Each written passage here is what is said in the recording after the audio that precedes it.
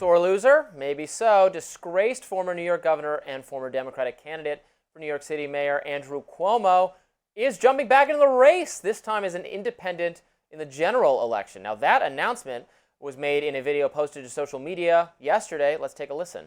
Unless you've been living under a rock, you probably know that the Democratic primary did not go the way I had hoped. But as my grandfather used to say, when you get knocked down, learn the lesson and pick yourself back up and get in the game. And that is what I'm going to do. The fight to save our city isn't over. Only 13% of New Yorkers voted in the June primary. The general election is in November, and I am in it to win it.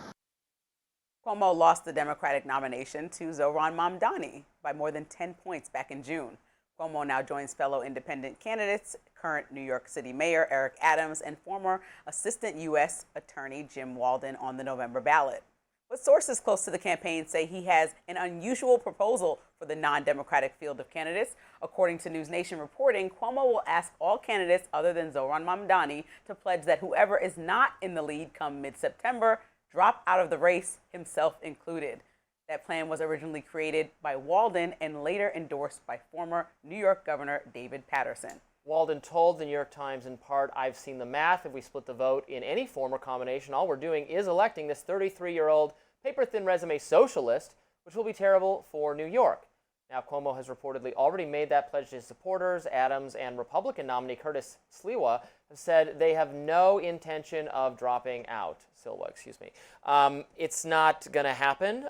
This idea, which part's not going to happen? I love seeing that. I've seen so many people who don't want Mamdani to win from a variety of perspectives, from a right-wing perspective, from a Democratic perspective, don't like Mamdani. They're like, oh yeah, what if the other people just, all consolidate? And then he's like, those people don't want to do that. They're all egomaniacs. Cuomo doesn't, he is shameless and he is reprehensible, and I hate him as much as you can possibly hate a figure in politics, which is to say that you should actually hate them all because they're all psychopaths. This is a good example of psychopathic behavior in practice, that he has been rejected. He resigned in disgrace in living memory, not like 50 years ago, but a couple years ago, for lying about how many grandparents his policies killed.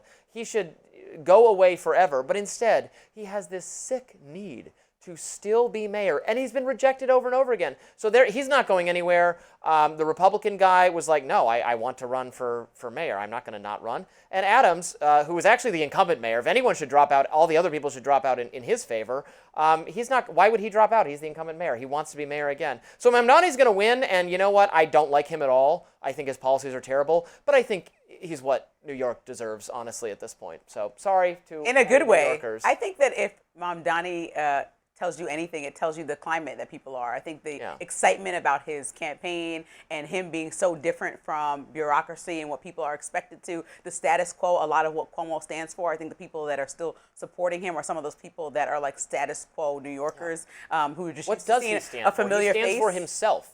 He Well, stands based for on his his past own ego. antics, yeah, it's like I think this is the comeback that nobody asked for. It's like you lost, Right. You have to accept you Just lost. But now having 100 people in the race, it seems like a little bit aggressive. Like the field, like okay, Mamdani did a huge upset. You have to just accept the reality and maybe figure out how to have a conversation with Mamdani. Figure out how to bring the party to some type of middle ground, because that was the problem. Is that there's 15 ideas about how to take the Democratic Party forward, but no unison, no one accord that they should be on after all this complaining about all the things that President Trump would do. I think that should be the one goal aligned, and to make sure that your state, especially in local politics, is covered in the ways that you want it to be, dealing with federal politics that maybe don't align with all your values. And so to watch this play out is really silly with all these candidates in the race, but I think that it should be a message rather than something that establishment candidates want to retaliate against. It should be a message of, okay, people are looking for something different, something fresh, something new, someone who people barely knows has this much momentum. Maybe I should consider that now is not the time to try to go back to old school ways.